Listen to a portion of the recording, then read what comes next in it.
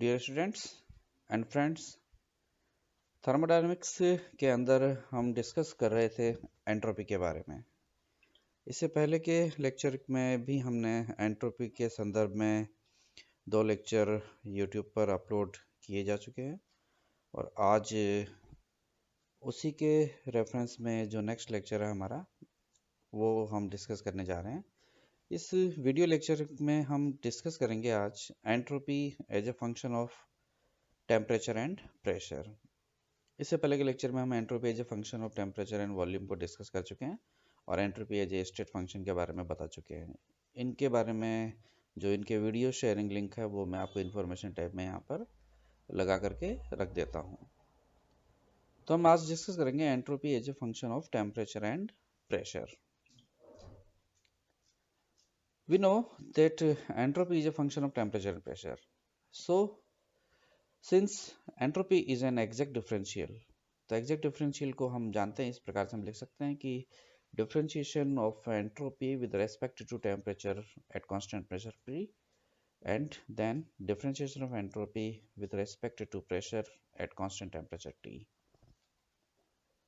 This becomes equation number 1. We also know that internal energy U is defined as H minus PV.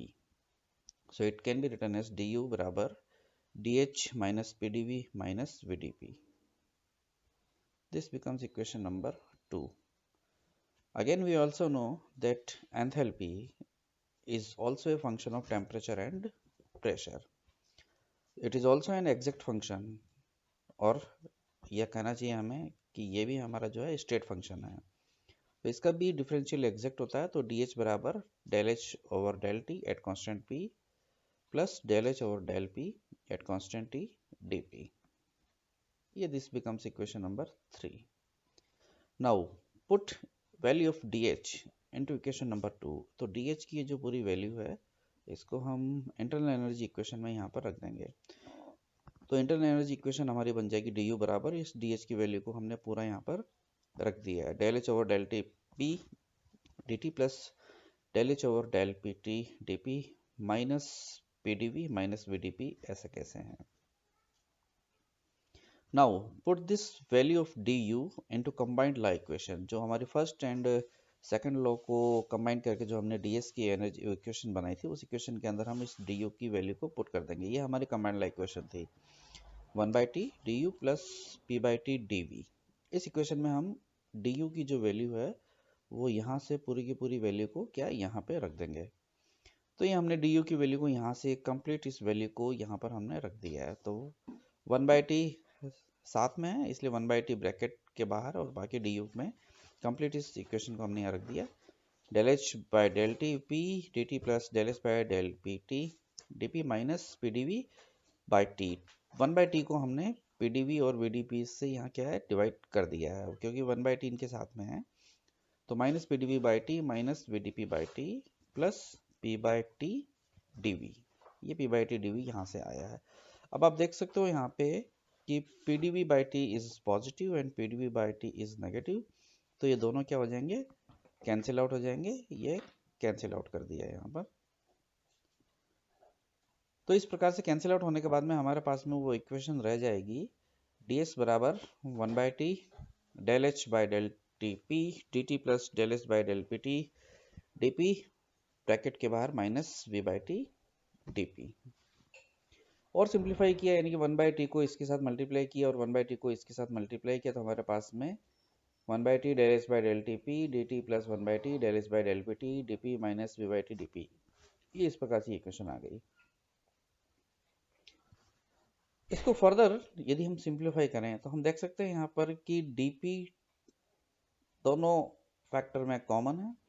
इसी प्रकार से 1/t और यहाँ भी 1/t दोनों फैक्टर में कॉमन है। तो हमने 1/t को इस ब्रैकेट के लेफ्ट साइड में एज ए कॉमन लिख दिया और dp को इस ब्रैकेट के राइट साइड में एज ए कॉमन लिख दिया। तो बाकी अंदर आपके पास में रह गया del H by del P T minus P. ये फैक्टर ऐसा कैसे रह गया।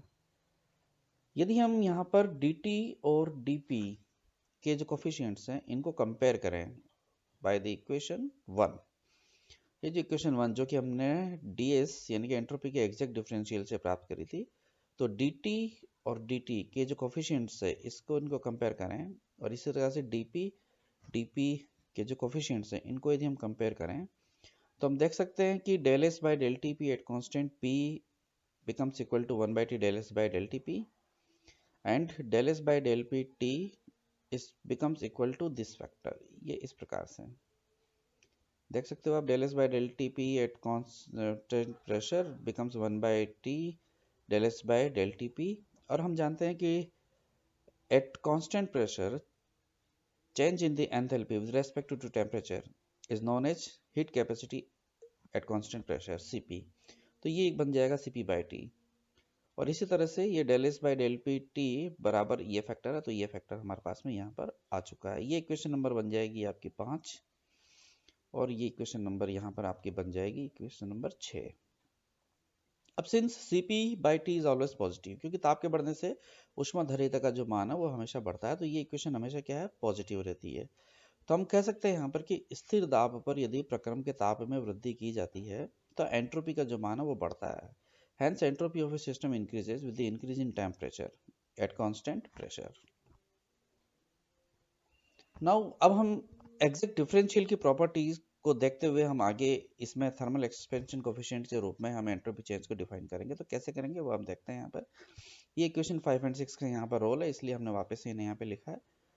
Now if you differentiate equation number 5, this is equation number 5, if you differentiate this equation 5 with respect to p at constant temperature, तो इसे हम लिखेंगे del 2s divided by del p del t बराबर, हम डिफरेंशिएशन करेंगे ये differentiation 1 by t double differential हो जाएगा, तो del 2h by del p से हमें करना है, तो del p del t। ये इक्वेशन नंबर आपकी 7। इसी प्रकार से यदि इक्वेशन नंबर 6 को अब हम डिफरेंशिएट करें with respect to t at constant pressure, तो ये हो जाएगा del 2s divided by del t and del p। ये हो गया del 2s divided by del t del p, और हम इसको डिफरेंशिएट करेंगे विद रेस्पेक्ट टू टेम्परेचर, और ये भी कंप्लीट इस टर्म को हमने अंदर लिखा है।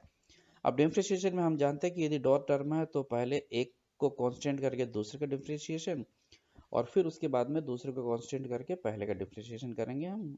तो ये हम यहाँ पे इसे हम इस प्रकार से देख सकते हैं, एक टर्म ये है हमारी और दूसरी टर्म हमारी ये पूरी ब्रैकेट वाली ये टर्म है।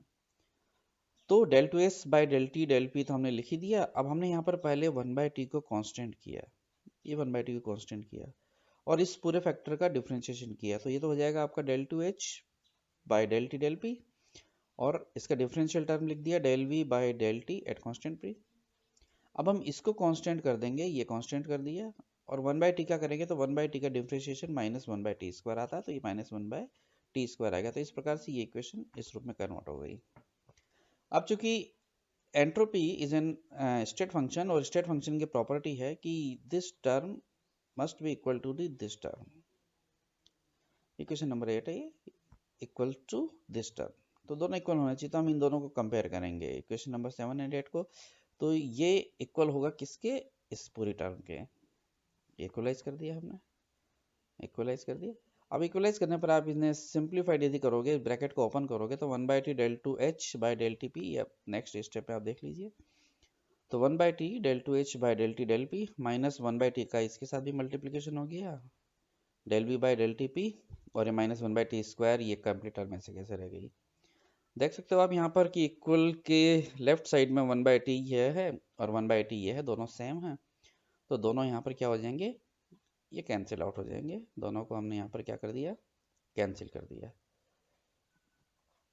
तो इस प्रकार से कैंसिल करने के बाद में हमारे पास हम लेफ्ट LHS साइड में कुछ भी नहीं बचा, तो आप वापस से देख सकते हो ये कट जाएगा, तो यहाँ नहीं है कुछ भी, ये हट जाएगा। अब हमारे पास में सिर्फ 0 बराबर क्या आ जाएगा, ये टर्म पूरी आ जाएगी, ये कंप्लीट टर्म। इस टर्म को हमने यहाँ पर क्या लिख दिया, ये माइनस 1 बाई टी से इस टर्म को हमने यहाँ पर क्या कंप्लीट लिख दिया।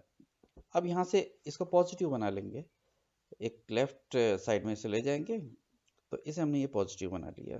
तो 1 by T square del S by del P T minus V बराबर minus 1 by T del V by del T P. Clear. अब आप यहाँ देख सकते हो कि ये 1 बाई टी स्क्वायर है और ये 1 बाई टी है, तो कैंसिल आउट हो जाएगा, ये टी स्क्वायर हट जाएगा, तो 1/t del S by del P T minus V बराबर minus del V by del T P. ये इक्वेशन नंबर 9 आपके पास में हो गई। यदि हम इक्वेशन नंबर 6 और 9 को कंपेयर करें तो इक्वेशन नंबर 6 क्या हमारे पास में ये थी, del S by del P T बराबर 1/t del S by del P T minus V. तो आप देख सकते हो कि ये जो फैक्टर है ये इसके बराबर है, ये फैक्टर कंप्लीट किसके बराबर है, इसके बराबर है।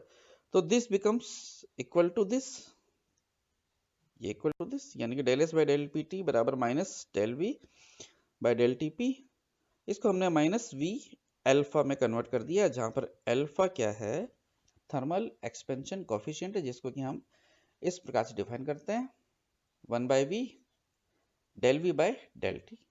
तो जब हम इसे सिंप्लीफाई करेंगे तो ये हमारे इस टर्म में कन्वर्ट हो जाएगा। इक्वेशन नंबर ये आपके यहाँ पर 10 नंबर बन गई।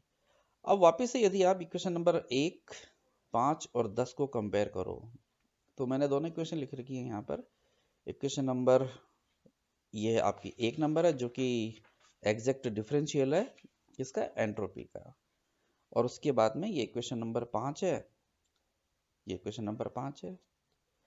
इसको आप यदि कंपेयर करो तब आप देख सकते हो कि यहाँ पर, और 10 को दोनों को कंपेयर करना है, तब आप देख सकते हो कि यहाँ पर del S by del T P बराबर है सी पी बाई टी।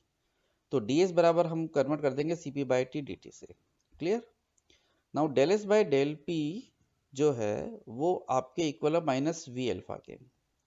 तो इन इसको यदि हम कंपेयर करें तो हम इस फॉर्म में इसे कन्वर्ट कर सकते हैं, डी एस बराबर C P by T D T minus V alpha D P. तो हमने यहाँ पर एंट्रोपी चेंज को with respect to temperature pressure के साथ में थर्मल एक्सपेंशन कोफिशिएंट से भी यहाँ पर क्या है, रिलेट कर दिया है।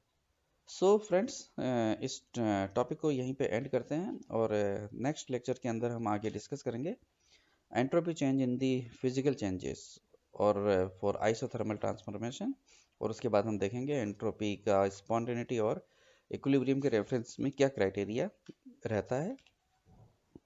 Thank you. एंड स्क्रीन पर जो वीडियो शेयर किए हुए हैं आप उन्हें देख सकते हैं।